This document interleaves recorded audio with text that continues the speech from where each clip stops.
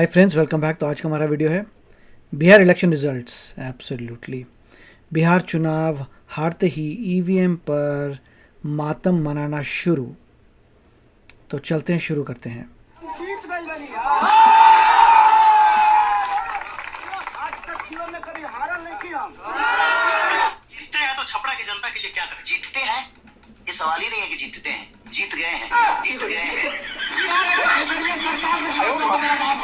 छपरा की जनता को दिल से प्रणाम और पूरे बिहार की जनता को दिल से प्रणाम कि आप लोगों ने बहुत प्यार और स्नेह हमें दिया।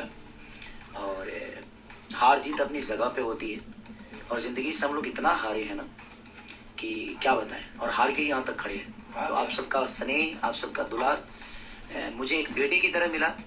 माय गॉड, पहले क्या बोल रहा था और बाद में क्या बोल रहा था। It's just crazy. वोट लेना और जीत दर्ज करना ये मेरे लिए कभी विषय रहा ही नहीं। बचवा, जब तेरा विषय ही नहीं था तो इतनी लंबी लंबी बकती काहे को काट डाला था? अरे बीबी को बहन तक बना डाला, सनातन का अपमान तक कर डाला। बचवा, तुझे क्या लगा था कि तू नेता बन गया है, कुछ भी कर सकता है? ऐसी उल्टी सीधी बयानबाजी कर यहाँ बिहार की जनता ऑर्केस्ट्रा की नचनिया और नेता में अंतर जानती है, इसलिए तुमको तुम्हारी नचनिया वाली औकात दिखा दी। जेडीयू को तीर सिंबल को 25 से ज्यादा सीट नहीं आएगी। और आई तो आप राजनीति छोड़ देंगे जी। या बंगाल में कहा था, अभी कह रहे फिर रिपीट कर देते हैं, 25 सीट नहीं आएगा जदयू को। अगर जेडीयू की 25 से ज्यादा आई तो छोड़ प्रशांत देंगे, राजनीति छोड़ देंगे भाई। ठीक है। सॉरी प्रशांत किशोर जी। क्या मतलब? Hero hero hero. चमचे ही मजे लेने लग जाए तो समझ लेना कि तुम्हारे लिए राजनीति नहीं बनी है। तुमको जो दलाली में महारत हासिल है तुम वही काम कर, लेकिन कर नहीं पाओगे। अब नहीं कर पाओगे क्योंकि अब तुमको कोई दलाल के पद पे भी नहीं रखेगा। बिहार इलेक्शन में तुमने सारी सीटों पर चुनाव लड़ लिया था और सभी सीटों पर नोटा से भी कम वोट आए हैं तुमको। हमारा एक ही कैंडिडेट है, मनीष कश्यप, जिसको सबसे ज्यादा जन स्वराज पार्टी की तरफ से वोट आए हैं। बाकी सबकी जमानत जब्त हुई है। अब तो अमर है ना अमर। मैं दावे के साथ कहता हूँ, जलील मस्तान ना जीता सर मैं राजनीति छोड़ दूंगा। है हिम्मत तो कहिएगा, जीत के दिखा। पप्पू पोपट, शायद तुमने ध्यान ही नहीं दिया कि तू जिसको जिताने जा रहा है उसका नाम ही जलील है। तो बिहार की जनता उसको जलील ना करे, ऐसा कैसा हो सकता है? बाकी तुम्हें शर्म तो शायद नहीं है, लेकिन अगर थोड़ा बहुत बची भी है तो दे दो इस्तीफा, छोड़ दो राजनीति। अरे तुम्ही को नहीं, इस मौलाना के लिए भी वही बात है कि तुम दोनों मिलकर अब बिहार की राजनीति से संन्यास ले ही लो।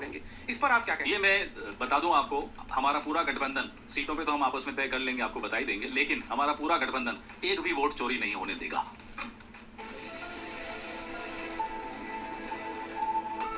शुरुआती रुझान है, थोड़ा इंतजार कर रहे हैं।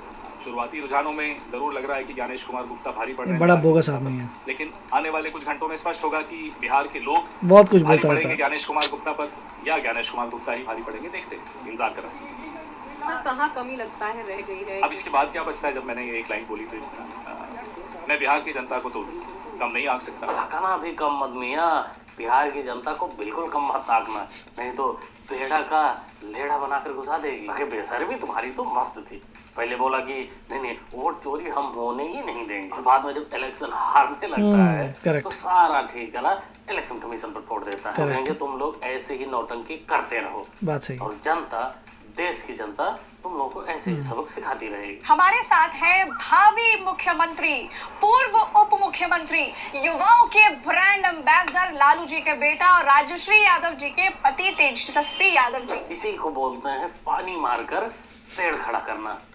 पेड़ की बात हो रही है, बाकी निष्पक्ष पत्रकारिता भी इसी को बोलते हैं। कि जिस जोश में ये भूरी काकी चुनाव के समय दिख रही थी, कैंपेनिंग के दौरान दिख रही थी, अब थोड़ा बुझी बुझी लग रही।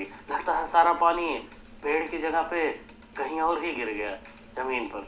एनडीए का इस प्रचंड जीत पर क्या कमेंट है आपका? आगे पर एक बिहार वासी के रूप में, बिहार के शुभचिंतक, बिहार वासी तो नहीं हूँ, बिहार का शुभचिंतक हूँ, एक बिहार के शुभचिंतक के नाते में मायूस। तुम तो दुखी आत्मा हो, तुम दुखी ही रहो, वो अच्छा सुनामी वाला था ये। भूरी काकी ये चूसा आम जैसा काय को लग रही है, इतना बुझा बुझा काय इनका चेहरा दिख रहा है। भूरी काकी का मेहनत काम नहीं आया क्या? वो जोश काम नहीं आया क्या? सैलरी फंस गई है क्या? टेंशन नहीं लेने का काकी। आगे चुनाव आने वाला है पश्चिम बंगाल का, उससे पहले तो SIR चल रहा है, वहाँ शुरू हो जाओ जोश के साथ। यहाँ का जाने दो, क्योंकि बिहारियों ने तगड़ा सबक सिखा दिया। मैं फिर से कहूंगी कि ये चुनाव नतीजे पचा पाना वाकई में बहुत मुश्किल है। मैं आपको मतलब दिल्ली हकीकत की बात कर रही हूँ, इधर उधर की बातें तो बहुत होती है।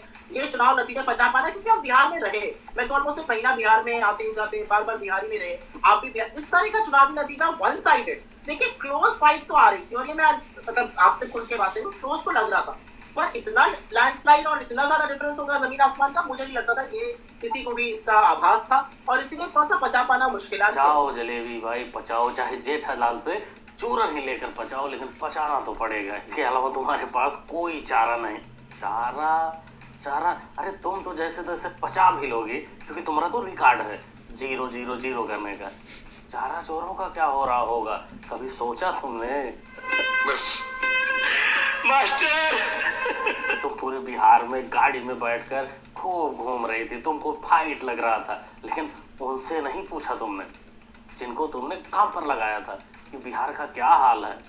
सुन लो। शुक्रिया, मैं लगातार बिहार में था। संजोग से आपसे मेरे ख्याल से 1.5 महीने से बात नहीं हुई हमारी। बस मैं सिर्फ ये कहूँगा कि 1 महीने से जिससे दर्जनों लोगों से मेरी बात हुई, जिसमें आपकी पार्टी के भी 1-2 लीडर हैं, जो लोग फोन करते हैं, या JDU के आपके लीडर लोग ऐसे जानने के लिए आप घूम रहे हैं, क्या लगता है 50 जर्नलिस्ट फोन करते रहे। मेरा बड़ा क्लियर था सुप्रिया कि 130-35 से ज्यादा एनडीए जाएगा, कहाँ जाएगा पता नहीं, लेकिन 130-35 से ज्यादा जाएगा। किसी सूरत में एनडीपी की सरकार बनती मुझे नहीं दिख रही। हाँ, यही गलती हो गई है झुंझुने से। एक फोन छोटा सा मिला देता तुमको और बता देता सच्चाई, तो ये सब जो पच नहीं पा रहा है सब पच जाता। जो भी हुआ सही हुआ, बिहार की जनता ने सही ही किया। अरे तुम्हारे लिए नहीं जलेबी भाई, इन लोगों के लिए, क्योंकि 2030 में इनकी नौकरी सेफ रहेगी। सरकार आ जाती तो जवाब देना पड़ता ना, अब तो सिर्फ आरोपी लगाने रहेंगे। अगली बार इनकी नौकरी सेफ है, बाकी तुम 5 साल में क्या करोगी, किधर पलटी मार जाओगी, कोई भरोसा नहीं। तेजस्वी या नीतीश नहीं, आपके सीमांचल का बेटा मुख्यमंत्री बनेगा इंशाल्लाह। आप कैसे बनाएंगे? अरे आप 25 रुपए मधु कोड़ा एक बन के CM बना था। तारीख पढ़िए, पॉलिटिकल स्टूडेंट आप भी हम भी हैं। एक बन के हुआ था। कितनी सीटें 25 में से? अरे ज्यादा निकलेगा। अच्छा, अलायंस में आधा समाज पार्टी भी है और 100% हो जाएगी पार्टी भी है। ये जलील भी बेगानी शादी में अब्दुल्ला दीवाना बना घूम रहा था। इसको मुख्यमंत्री बनना था। पहले मियाँ वो जो 5 तुम्हारे विधायक जीते हैं उनको बचाओ, कहीं पिछली बार के तरीके से वो भाग ना जाए। बाकी बंदे ने, इसकी पार्टी ने तेजू के पार्टी से अच्छा प्रदर्शन किया। ये 20-25 सीटों पर लड़ा था, शायद 5-6 सीट इसकी आई हैं, जो कि उम्मीद बिल्कुल नहीं थी। तो ये मैं पहले ही बोल चुका 3 महीने पहले।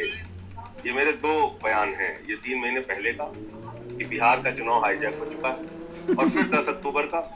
उस समय भी मैंने बोला था कि इस चुनाव के जीत का प्रमाण पत्र ज्ञानेश कुमार जी ने एनडीए को और बीजेपी को पहले ही मोदी जी को सौंप दिया है।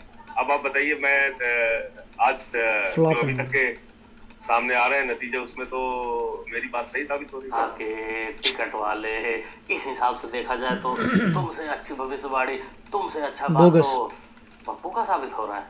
ये सुनो, बीजेपी की सरकार 40-50 साल चलेगी, 40-50 साल चलेगी। अब बताओ मियां, किसकी बात मानी जाए? तुम कह रहे हो कि वोट चोरी हमने 3 महीना पहले बता दिया ये तो था। फेक है पूरे यार। और पप्पू कह रहा है कि नहीं हमने तो 1 साल पहले ही बता दिया था कि बीजेपी की सरकार 40-50 साल चलेगी। तो किसकी बात मानी जाए? वैसे हम तो जाएंगे पप्पू के साथ, क्योंकि जब तक पप्पू जिंदा है तब तक बीजेपी का हिलाने वाला कोई पैदा नहीं हुआ है। वाले तुमने अपने हीरो को हराया है, और वैसे हीरो को हराया है जो तुमको एक पहचान दिया था। खैर, तेज प्रताप भैया ने कहा है कि महुआ के लोगों को वो सीने से लगा के आज भी रखे हैं, कल भी रखेंगे, लेकिन महुआ वासियों आपने अच्छा नहीं किया। तेज प्रताप भैया दिल से मानते थे आप लोगों को। इस बंदे के लिए तो सच में थोड़ा दुखी महसूस हो रहा है। इसके ऊपर तो दुखों का पहाड़ टूट पड़ा है।